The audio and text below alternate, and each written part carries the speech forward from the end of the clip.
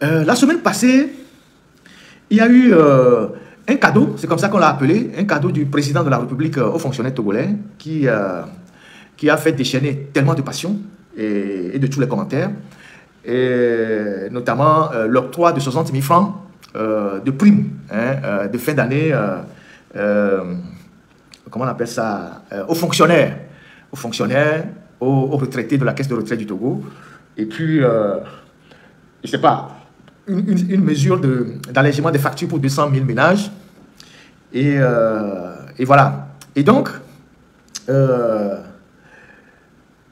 y a eu beaucoup de débats autour de cette mesure-là. Moi-même, j'ai eu à dire ici qu'il n'y a pas d'argent qui circule dans le pays. Il faut alléger les souffrances des Togolais. Et c'est clair aujourd'hui que les gens sont dans le besoin, mais est-ce que c'était la bonne manière de soulager leur peine? C'est vrai qu'en donnant les 60 000 francs aux gens, ceux qui sont des fonctionnaires, et le Togo n'en compte pas beaucoup, ils sont contents parce que c'est un plus dans leur poche. Ils sont contents parce qu'ils ont 60 000 francs, mais les fonctionnaires ne font pas même pas 10% de la population. Et on a des débrouilles dans l'économie informelle, on a des étudiants qui sont dans l'université qui peinent à joindre les deux bouts, on a des retraités aussi qui sont là, qui ne sont pas pris en compte. La mesure qui paraissait être un soulagement est perçue plutôt comme une mesure qui divise la société. Il aurait peut-être été préférable d'agir sur les leviers qui sont les leviers les plus importants pour soulager les peines des populations, notamment une réduction substantielle du carburant, du prix du carburant. On aurait pu réduire le prix du carburant de plus de 100 francs. Alors là, on sait que l'effet est immédiat parce que le coût des transports va diminuer substantiellement et donc le prix des denrées alimentaires va chuter également. Ça, c'est une des premières mesures. Une deuxième mesure, on aurait pu diminuer le prix du gaz. Le Togo a le gaz le plus cher de la région, la bouteille de gaz le plus cher de la région. Alors que c'est au Togo que les Sahéliens viennent chercher le gaz. Ce qu'on achète, bouteille de 6 kilos au Burkina, peut-être à 3 000 ou je ne sais pas, à 2 500, au Togo, on l'achète à 6 000. Ce qui n'est pas normal. Donc, on aurait pu agir sur la réduction du prix du gaz. Sachant que presque tous les Togolais consomment le gaz, ou tous les Togolais vont chercher du carburant. On n'a pas fait ça. On aurait pu agir sur les produits de première nécessité. Le riz, par exemple, le sucre, le haricot. L'État aurait pu dire, bon, je renonce à certaines taxes sur ces produits-là. Et on sait qu'en prenant ces mesures-là, ça touche en même temps l'ensemble de la population. Mais quand vous décidez de donner 60 000 francs aux fonctionnaires, c'est vrai que les fonctionnaires vont se réjouir, mais vous prenez une mesure exclusive. Non seulement elle est exclusive, mais elle n'aura pas l'impact qu'elle devait avoir sur les populations. Moi, j'ai eu beaucoup de retraités qui m'ont écrit, notamment les retraités de la Caisse nationale de sécurité, qui, eux, ne sont pas concernés par cette mesure. Parce que, justement, eux, ils ne sont pas des fonctionnaires. Parce que quand on parle de fonctionnaires, c'est ceux qui dépendent exclusivement de l'administration publique, qui sont payés par le Trésor. Ceux qui sont à la Caisse de sécurité sociale, c'est des entreprises, c'est des employés des collectivités territoriales, et puis, bon, je ne sais pas, il y a encore d'autres catégories. Et donc, tous ces gens-là sont aujourd'hui exclus de cette mesure-là. Donc, franchement, je n'ai pas compris, franchement, quel était l'objectif qui était recherché par cette histoire-là. Et vous avez vu un retraité qui m'a dit, il y a plusieurs retraités qui m'ont écrit, un retraité qui m'a dit qu'il y a la Caisse nationale de sécurité sociale qui prend 8 500 francs comme retraite depuis des années. 8 500 francs. Qu'est-ce qu'il peut faire avec ça, 8 500 francs? Donc, on aurait pu agir sur d'autres leviers pour soulager les peines des populations. Et ces leviers-là devaient concerner l'ensemble de la population. On aurait pu même dire à la Caisse nationale de sécurité, qui a investi aujourd'hui beaucoup d'argent dans l'immobilier, dans la bière, dans les hôpitaux, d'augmenter le prix des allocations familiales. Ça fait des années que je dis ça. L'argent que la Caisse de sécurité sociale a aujourd'hui, mais elle en a suffisamment pour augmenter le prix, pour augmenter le coût des allocations familiales. Les allocations familiales sont de 2 000 francs. Elles datent des années 70 ou 78. Elles datent des années 78, tu ne sais pas quoi. 2 000 francs par enfant. 2 000 francs qui sont même difficilement payables. Donc on aurait pu dire à la Caisse de sécurité sociale qui a beaucoup d'argent, qui investit dans l'immobilier, qui investit dans la bière, dans la brasserie, tout ça, de dire, mais écoutez, soulager un peu les peines de ceux qui cotisent chez vous. Donc, augmenter le coût des allocations familiales. Au Togo, on peut même dire que chaque enfant peut avoir 10 000 francs de la Caisse de sécurité sociale. Chaque enfant peut avoir 10 000 francs au niveau de la Caisse de sécurité sociale. Avec les milliards sur lesquels ils sont en train de rouler là, ils peuvent donner 10 000 francs par enfant au niveau de la sécurité sociale, par l'allocation familiale. Donc, je pense que la Caisse, selon les dispositions, ne prend que 6 enfants mineurs. Ou je ne sais pas, 6 enfants mineurs. Alors, si vous avez quelqu'un qui a 4 ou 5 enfants, il sait que chaque mois, il a au moins 40 000, 50 000 francs, plus son salaire, mais il pourra certainement vivre. Oui, quelqu'un dit 50 000 francs. Non, moi, je parle du minimum. On peut donner 10 000 francs par enfant, allocation familiale. Parce que la Caisse nationale de sécurité a beaucoup d'argent qui sert à faire d'autres choses. hein, qui rentrent dans les circuits de corruption, qui sera enrichi des individus. Mais ceux qui cotisent sont dans des situations assez difficiles. Ceux qui cotisent sont dans des situations assez difficiles. Donc, on aurait pu agir sur l'allocation familiale, on aurait pu agir sur l'électricité en diminuant substantiellement le coût de l'électricité, on aurait pu agir sur le carburant. Même là, actuellement, là, il y a le carburant qui manque dans certaines stations. Depuis hier, il y a le carburant qui manque dans plusieurs stations d'essence. Donc, on aurait pu diminuer ostensiblement le coût de carburant.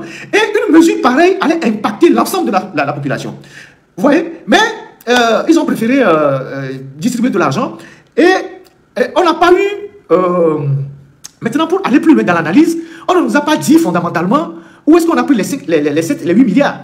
Les 8 milliards ont été pris ou ont été prélevés sur quelle ligne budgétaire? Normalement, quand on prend une mesure pareille, c'est le ministre de l'économie et des finances qui devait venir sur les médias pour nous dire voilà sur quelle ligne budgétaire on a pris les 8 milliards et voilà les incidences que le prélèvement de ces 8 milliards va créer sur ce pays. Est-ce que les 8 milliards sont le fruit d'un don? Est-ce que c'est quelqu'un qui est quelque part, qui s'est levé un matin, qui a vu que le Togo est un pays qui souffre trop, qui nous a envoyé 8 milliards? Est-ce que c'est Poutine qui nous a envoyé? Est-ce que c'est Joe Biden qui nous a envoyé? Est-ce que c'est Macron qui nous a envoyé? Les 8 milliards sont sortis d'où?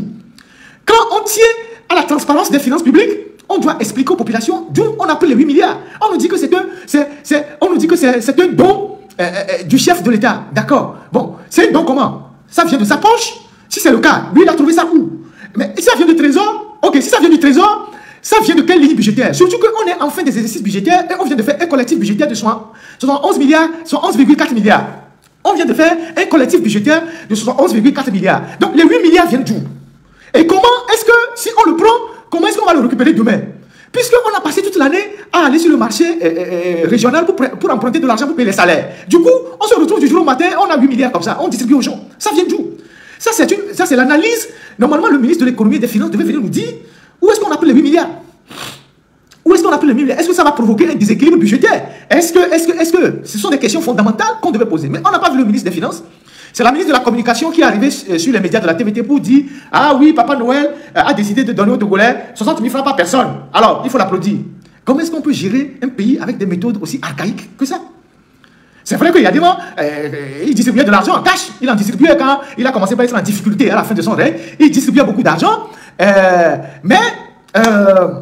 Voilà, fort, on sent aussi qu'il est en difficulté. Peut-être qu'il a commencé par prendre les pas de son père, mais en le faisant de manière beaucoup plus soft. Et comme c'est l'administration qui est l'un des leviers de la dictature, peut-être qu'on a préféré agir sur l'administration et tout ça. Mais vous avez des gens qui sont exclus. Les gens qui sont à la Caisse nationale de sécurité, les retraités, la Caisse de retraite du Togo, eux, il n'y a pas de problème, ils sont des fonctionnaires à la retraite. Et voilà comment les choses se passent. Voilà. Donc, moi, je pose des questions assez pertinentes. Maintenant, il faut la transparence dans la gestion des affaires publiques. Mais les 60 000 francs là, nous sommes tous d'accord que ça ne servira pas à grand chose. Ce n'est pas un acquis. Ce n'est pas un acquis. C'est un coup de pouce occasionnel. D'ici la semaine prochaine, si les gens prennent les 60 000 francs, c'est fini.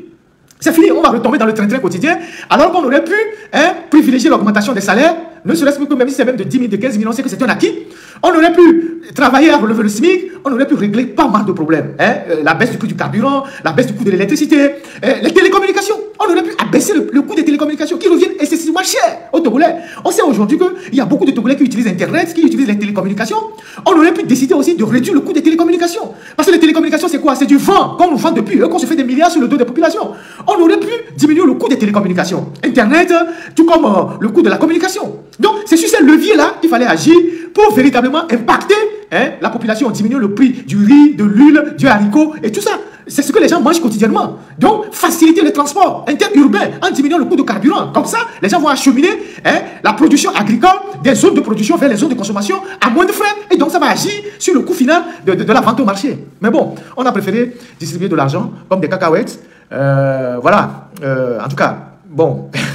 Quand tu en dis encore un peu trop, les gens vont dire « Ah, qu'est-ce que vous voulez? Vous avez dit que l'argent ne circule pas. Le président a dit que je distribue l'argent, maintenant vous contestez. » C'est ce que les gens qui ont Les cerveaux éteints vont dire, hein, c'est ce que les gens qui ont le cerveau éteint vont dire, alors que le problème est plus profond que ça. C'est une problématique de gestion d'un pays et donc des finances publiques. Donc on ne peut pas sortir de l'argent comme ça pour distribuer aux gens en disant le président a eu pitié de vous, et puis un matin il s'est levé et puis il a débloqué 8 milliards sous son matelas, et puis il a dit, monsieur le ministre des Finances, j'aime bien les Togolais, j'ai écouté leur cri de cœur, j'ai de l'argent en réserve, je te donne 8 milliards, va distribuer ça à tous les Togolais pour qu'ils fassent la fête. Ça n'a pas de sens. Donc voilà ce que je voulais ajouter par rapport à cette histoire de 8 milliards qui sont distribués aux Togolais. Autre chose, dans la suite de la distribution de ces 8 milliards, vous savez que nous sommes en fin d'année, et quand on est en fin d'année, toutes les sociétés, y compris dans le privé ou les sociétés d'État, ils font les gratifications. Ils font ce qu'ils appellent les étrennes de fin d'année. Ils organisent les conseils d'administration de la fin d'année. Ils se partagent les